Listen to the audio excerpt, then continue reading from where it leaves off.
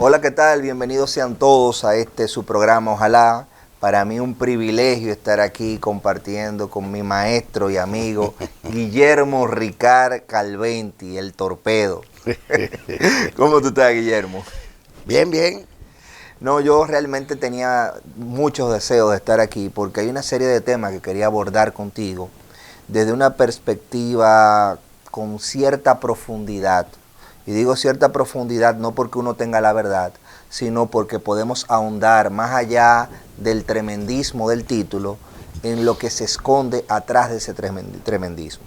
Entonces, a mí me interesa mucho el tema del populismo penal y quiero tratarlo precisamente no con un jurista, sino con un político, un politólogo, como es tu caso, porque el tema penal es sobre todo un tema político. Se ve mucha gente que en una objetividad ingenua cree que el tema penal es algo fuera del contexto social, que el tema penal no manifiesta una lucha de poderes y en el caso específico, todo el derecho es así, es una lucha de poderes, pero en el derecho penal es donde más se da eso, aún en los crímenes comunes. ¿Por qué los crímenes comunes? Porque hay una perturbación a la paz social que el derecho busca evitar cuando sanciona a un violador o a un criminal violento. Pero siempre está el elemento de quién tiene el monopolio de la fuerza. Entonces, veo que de buenas a primeras hay sectores hablando de una justicia independiente, celebrando una justicia independiente y ni siquiera entienden los roles que tienen los diferentes actores en el sistema de justicia.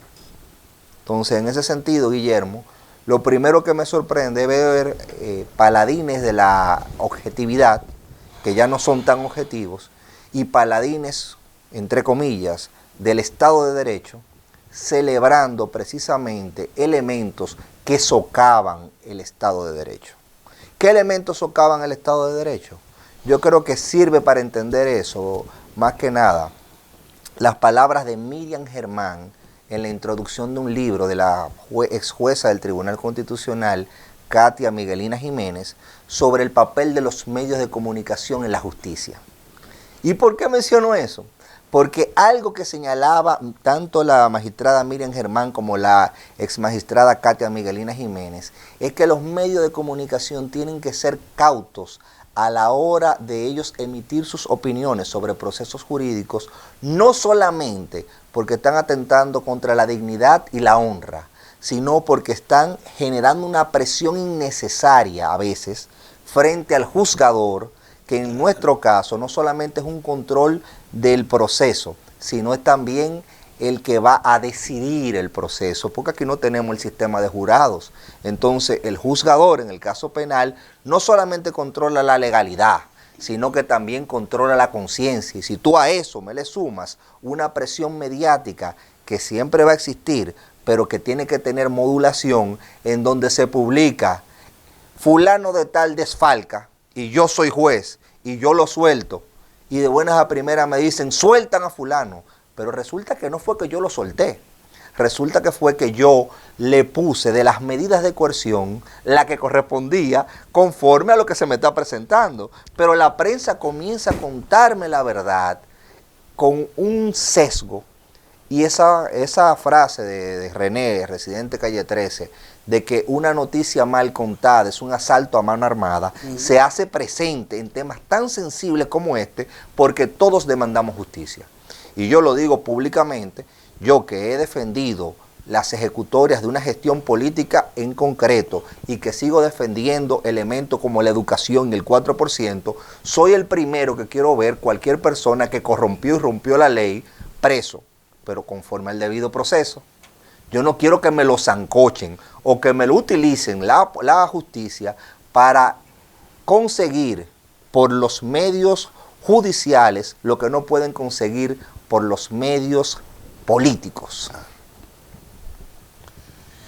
Mira, es interesante que podamos este contrapunteo de la perspectiva técnica, doctrinaria del derecho, de su ejercicio y de lo que acontece en los tribunales, y la de un ciudadano que por ser político no tiene realmente por qué ser un versado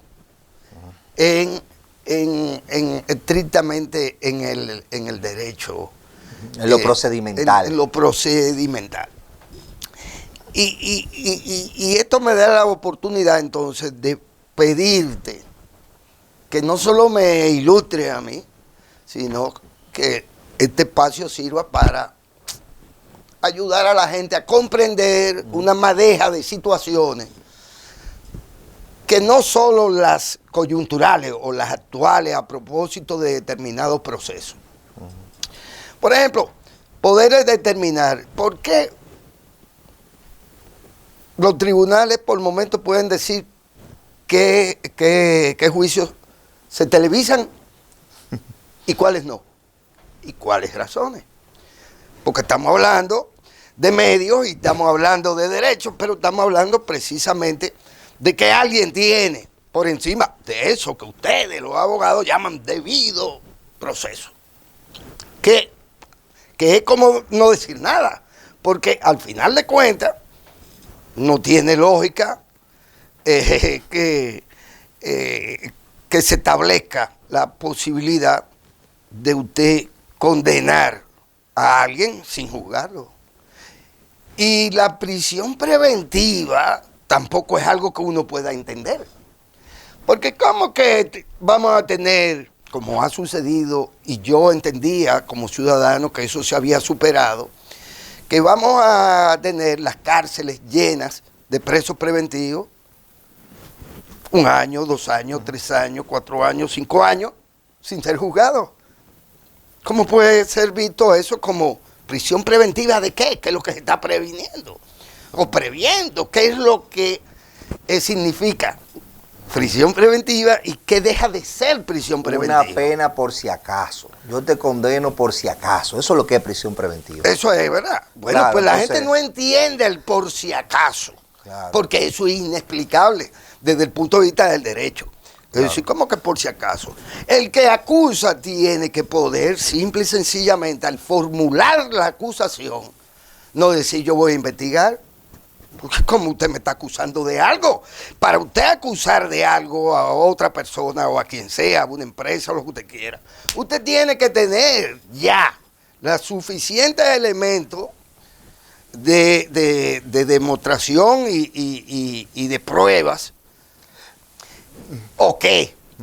Y quiero cerrarte la provocación un poco. Con esto de la prisión preventiva. Pero ahí hay gente que todavía no se han entregado los discos duros. Los discos duros, ni las acusaciones se le han presentado a los acusados y a su defensa. Y usted dice, ¿cómo? Y ya llevan 18, 19 meses. No, llevan 2 años prácticamente, preso preventivamente. Por si acaso.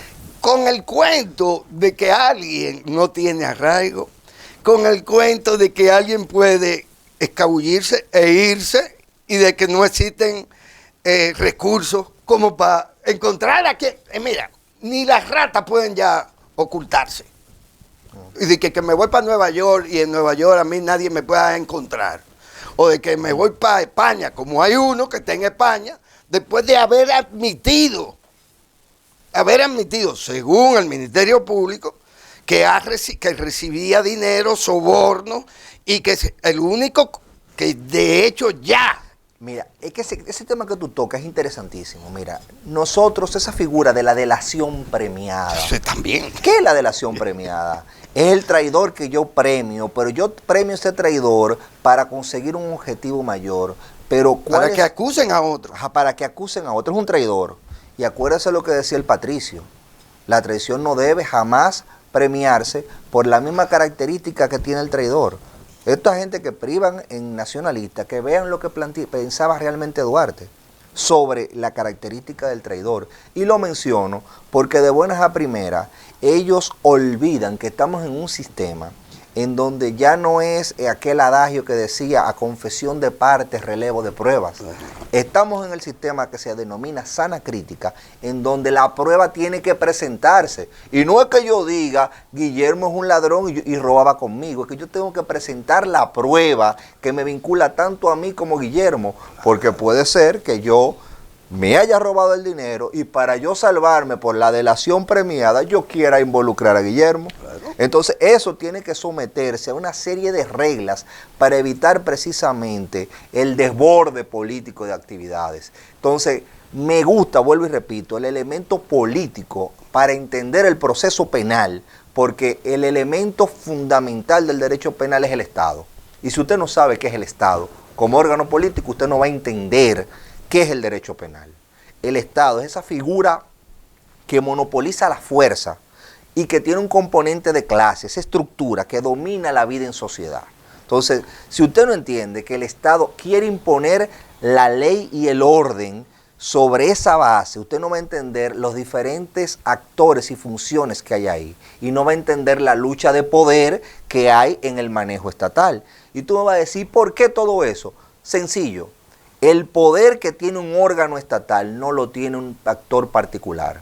Usted y yo vamos a pelear en un juicio penal, hay un juicio penal privado, y la fuerza mía y la fuerza suya es limitada. ¿Por qué? Porque si yo quiero saber si usted estaba fuera del país, yo tengo que ir al Estado para que me diga si Guillermo estaba aquí o no.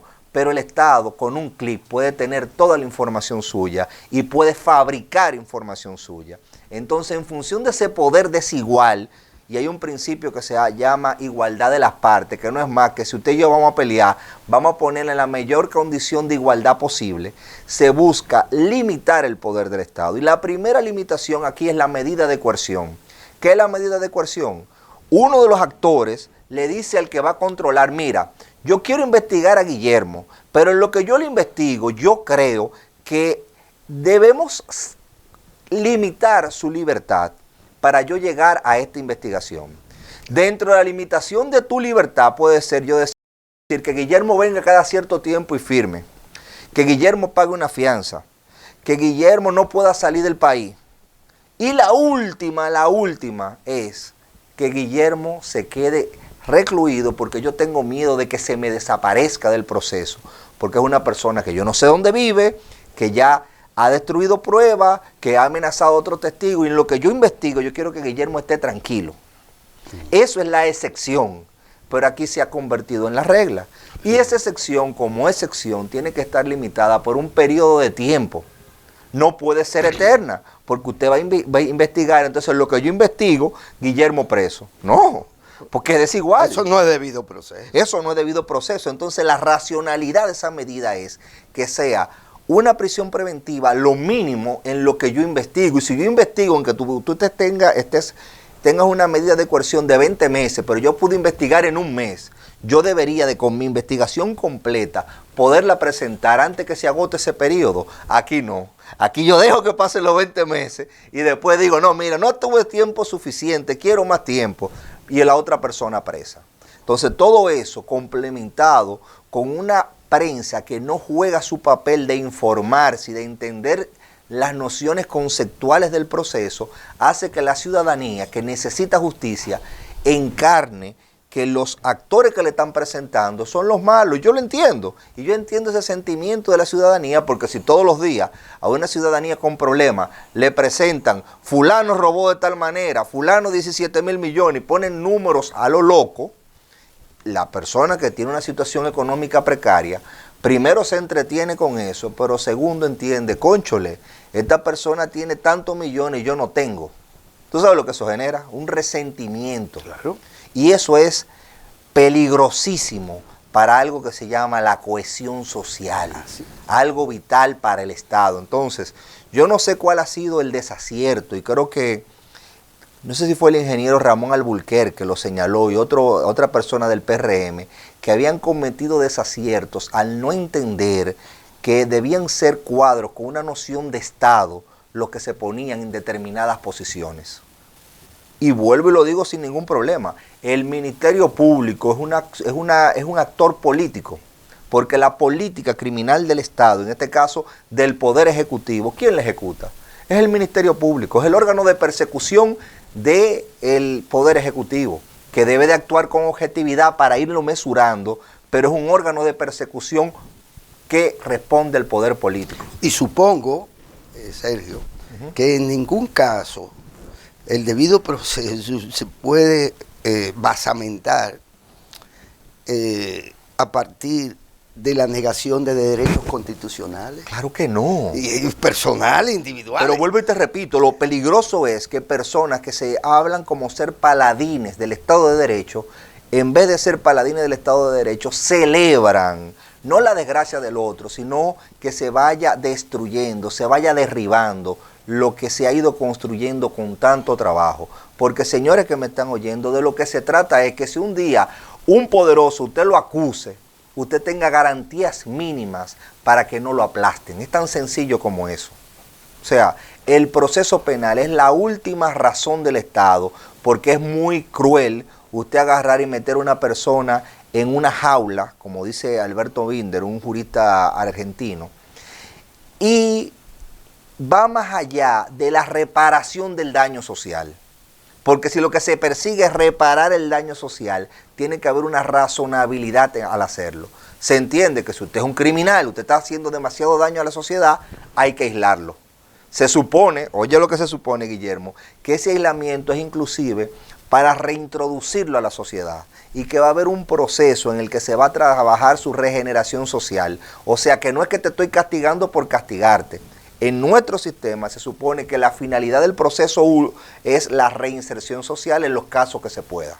Porque también hay gente que son sociópatas, que son psicópatas, que usted no lo puede tener en la sociedad porque le hace daño. Entonces, ¿el mal menor cuál es? Usted encerrarlo, pero después que se prueba que es usted el culpable y se respetan una serie de garantías. Entonces, para mí es muy peligroso, muy delicado que se esté jugando con eso. Yo entiendo que el que haya un elemento político donde, oye la contradicción, Guillermo, se suponía que los que apoyaban el capitalismo en su forma de democracia representativa querían la libertad que garantizaba un tipo de Estado. Y que los que apoyaban en su momento el campo socialista buscaban la justicia social y el fuerte era: nosotros no garantizamos tantas libertades, pero sí una libertad de justicia social. En un momento, eso fue lo que se planteó, de manera muy maniquea, te lo estoy resumiendo. Pero a grandes rasgos se planteaba eso. Sin embargo, mira cómo es aquí. Yo quiero tener el poder de un partido totalitario, un órgano, no el sistema de justicia, sino un órgano. Yo le quiero habilitar con el poder totalitario, pero yo soy demócrata. Entonces, defínase. Si usted apoya la democracia y usted apoya esta forma de Estado es consustancial a una serie de garantías mínimas. Si usted no lo apoya, usted está siendo un hipócrita. Correcto. Y permíteme otra provocación en este sentido. Para mí, el que juzga es el tribunal. No el Ministerio Público. Claro. Y me parece, además, que el derecho no resulta tan derecho. El derecho es, ¿cómo se dice? Algo que usted puede retorcer, entramparlo, hacer un nudo con él, etcétera. Porque lo primero es la presunción de inocencia. Se la vuelan. Se la vuelan. Lo segundo es que usted invoca prisión preventiva, es decir, el Ministerio Público. Y el juez se lo da. Y el juez se lo da. Pero en la práctica, ¿tú sabes qué me preocupa, Guillermo? Que yo he hablado de manera personal con jueces que me dicen: por trancar nadie cancelan. Que lo arregle la corte. Que lo arregle más para arriba. O sea, ellos sabiendo que lo que le están planteando no amerita una prisión preventiva, por no correr el riesgo social y el costo político y social que tiene eso, no se la juegan. Pero ¿por qué digo que el derecho es algo maleable? Con lo que se puede jugar. Cuando ustedes, los abogados, por ejemplo, le solicitan que un juez determinado se inhiba por un conflicto de interés, porque dijo en algún momento una opinión que entra en conflicto, Yo desde fuera, que no soy abogado, como bien tú sabes, digo, Pero es sentido común, Guillermo. sentido Y común. ese es el problema, que se han creado barreras de tecnicismo que eliminan a veces el sentido común. Y yo creo que en el actual momento, a pesar de que muchos me van a comer, más que una normatividad compleja, esto lo que requiere es un sentido común. Y ojo, no estamos defendiendo a nadie. No, porque estamos hablando más allá de los titulares, del sensacionalismo, estamos hablando por la casos que construcción están ahí de un nos Estado de sirven de derecho. punto de partida para una reflexión que no tiene que ver con ellos. Efectivamente. En mi caso y en el tuyo. Claro que sí. Ahora, yo te pregunto, ¿no es de entrada una vagabundería? No lo puedo decir de otra manera. Que usted diga, a este señor lo tengo que tener, a este ciudadano, en ejercicio de sus derechos civiles y políticos y demás. Lo tengo que tener porque él podría chantajear a otros involucrados o testigos o ocultar pruebas, etcétera.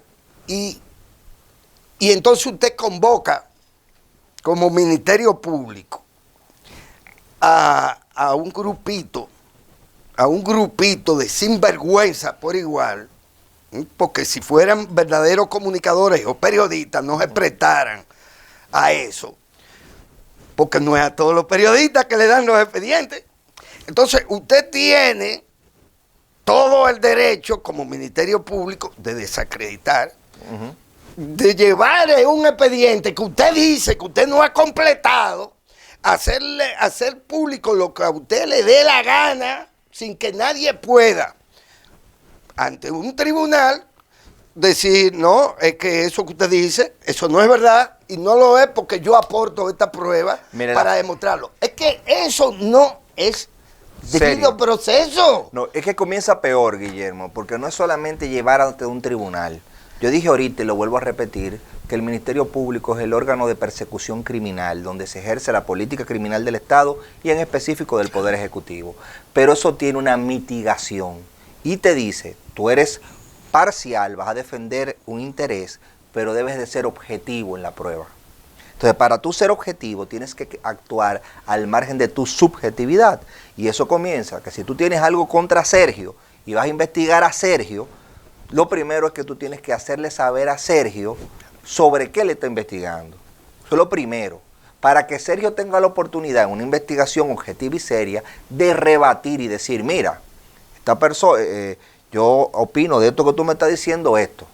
Tú al final vas a armar la investigación como te diga tu criterio y objetivamente. Y pueda que sea adversa a mí, pero tienes que comenzar a darme la oportunidad de hacerlo. Y por ejemplo, el Código Procesal Penal tiene una serie de principios y el artículo 19 te habla de la formulación precisa de cargos y del derecho que tiene el imputado de conocer desde el primer momento sobre qué hay una acusación posible contra él. En la Inquisición, lo primero que se hacía, ¿tú sabes qué era?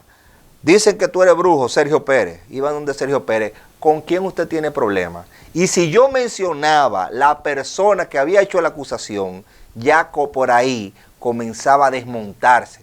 Y eso era en el proceso de la Inquisición. Se supone que nosotros pasamos de un proceso donde estaba la Inquisición y que dominaba, que fue, para los que nos escuchan, es una institución político-religiosa con la que se sometían a los desafectos de la fe y se juzgaba como hereje esa persona, pero una institución político-religiosa, porque sirvió, en el caso por ejemplo de España, para tomar un poder económico de los judíos y de grupos que expulsaron y someter. Y en ese proceso se les respetaba eso. En este proceso se supone que es un proceso acusatorio, adversarial. Acusatorio porque hay una acusación y adversarial porque la ponemos cara a cara. Se supone que ahora están las garantías de que desde que yo te comienzo a investigar, tú tienes que comenzar a la investigación que yo estoy llevando a tener acceso para yo hacerlo objetivamente. Entonces, el resultado de esa investigación objetiva es lo que se presenta al juez. Aquí todo está mal. Aquí, antes de yo hacer la investigación objetiva, yo filtro a la investigación, te tengo en un estado de zozobra, Hay quienes dicen que han llevado a personas al suicidio. Yo no puedo hablar con bases certeras sobre eso, pero te digo algo, en el esquema y en el contexto que aquí se preparó, yo no dudo eso. Porque aquí se hablaba de que se estaba investigando a todo el mundo y una investigación secreta. No es que la investigación yo voy a publicar los hallazgos, es que yo tengo que darte la oportunidad de tú defenderte, porque si no, que voy a ir a la 1 de la mañana a buscarte cuando tú estás durmiendo, sin que tú ofrezcas peligrosidad, sin que yo te haya llamado a ti primero, antes de la medida de coerción, porque ojo, ¿para qué la orden de arresto? La orden de arresto es que se hace porque yo te voy a arrestar en lo que te conozco a la medida de coerción, porque se supone que tú eres un peligro que te puede ir del país. Entonces, a esas personas que fueron a su casa a la 1 de la mañana, ¿la habían llamado previamente? No, de buenas a primeras lo van a buscar, excúseme, desnudo, de noche, y crean todo un círculo y un espectáculo que dice, duerman con ropa. O sea, la expresión duerman con ropa fue un chiste, y no estoy defendiendo corrupto, el que la hizo que la pague, pero la incertidumbre de decir duerman con ropa es algo que violenta cualquier norma elemental de un Estado que se respete. Tú tienes el caso del debido proceso que debe llevar, por ejemplo, la Cámara de Cuentas. Antes de la Cámara de Cuentas hacer público un informe de su experticio, Sí, de la auditoría que hizo. de la auditoría que hizo, lo primero que tiene que hacer es hablar con el incumbente y permitirle al incumbente explicar las razones, si las hay o no, de las irregularidades que la auditoría ha encontrado. Porque si no, eso carece de como informe. Constitucionalmente, como Guillermo, el debido proceso, que es esa participación que debe tener todo el mundo de poder refutar cosas, es vinculante a todos los procesos. Tú ves el artículo 69 de la Constitución y te dice que es para todas las materias y todos los procesos. Entonces, un órgano constitucional como la Cámara de Cuentas, con más razón hacerlo, porque es un criterio de auditoría que usted tiene que contrastar la información, se contraste de la información, no es que usted va a hacer lo que le está diciendo el anterior incumbente, sino que va a contrastar. No es que yo te voy a decir a ti, Guillermo, mira, fue que fulano me dijo esto, esto y esto, sino que yo voy a contrastar los hallazgos que voy teniendo con lo que tú me puedas dar, para saber qué rumbo va tomando la investigación. Entonces, vuelvo y repito, Guillermo, nosotros tenemos que hacer como ciudadanía una guerra para salvar el Estado de Derecho. Y vuelvo y le repito, estar atentos de manera militante en la salvaguarda, no de una persona en específico, porque eso a mí no me importa, el que robó, y lo he repetido varias veces para que se entienda, no es una defensa militante de una persona en particular, sino de una serie de normas que sirven para salvaguardarnos a todos. Porque si en un proceso público como esto se hace eso, ¿qué no le va a pasar al proceso chiquito que está por allá, por Rancho Arriba? Usted que me está oyendo en un campo de la ciudad, un campo en la ciudad o en un barrio que no tiene esa repercusión mediática, si violan la garantía de la luz del día, ¿qué harán en la noche?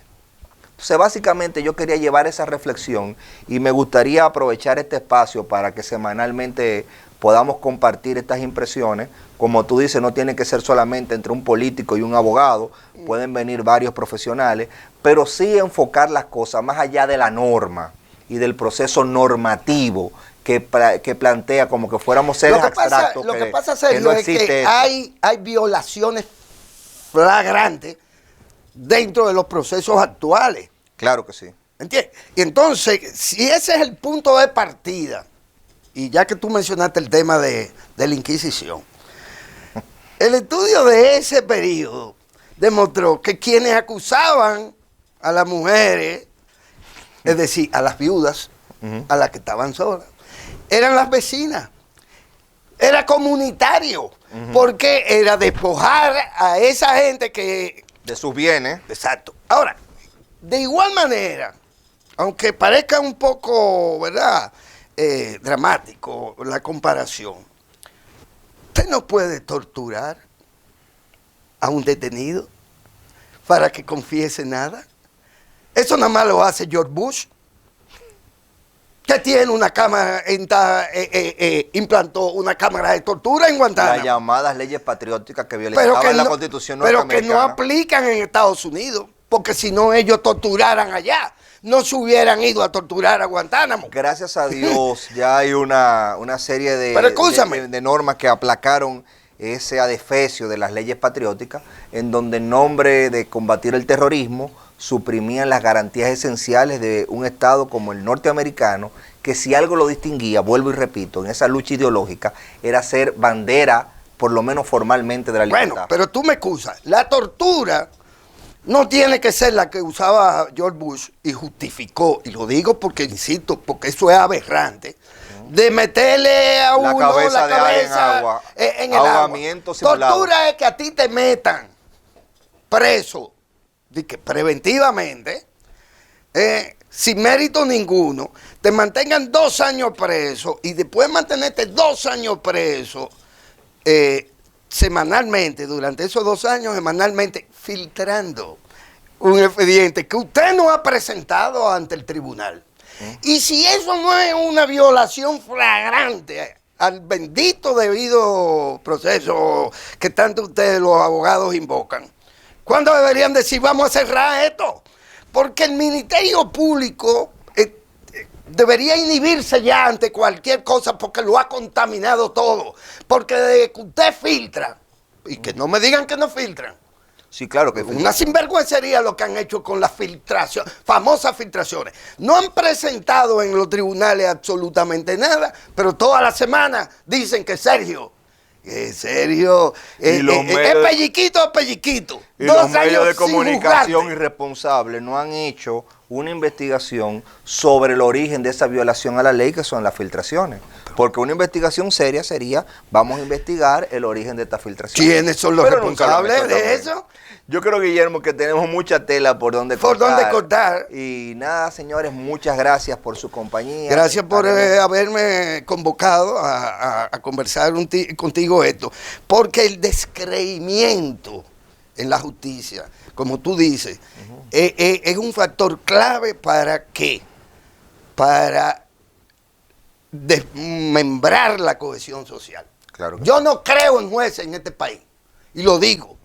Y no creo ni en Jenny, ni en nadie que se preste a hacer lo que le han hecho a muchos ciudadanos. Yo creo todavía en los jueces, Guillermo, sobre todo que yo entiendo que la última frontera entre la tiranía y la barbarie. ¿Quién tiene que pararle el coche al Ministerio Público? Efectivamente. Entonces yo creo que la conciencia de cualquier juez es lo último que nos divide de la barbarie y de la tiranía. Un juez que tenga pantalones y que sea solidario frente a su conciencia. Entonces, señores, muchas gracias y estaremos con ustedes la próxima semana.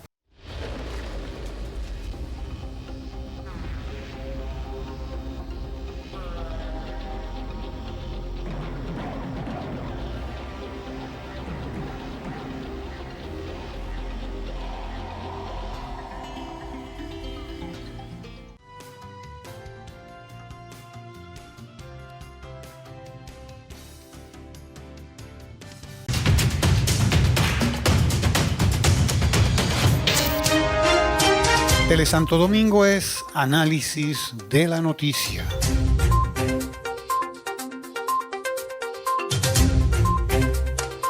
Telesanto Domingo es medio ambiente.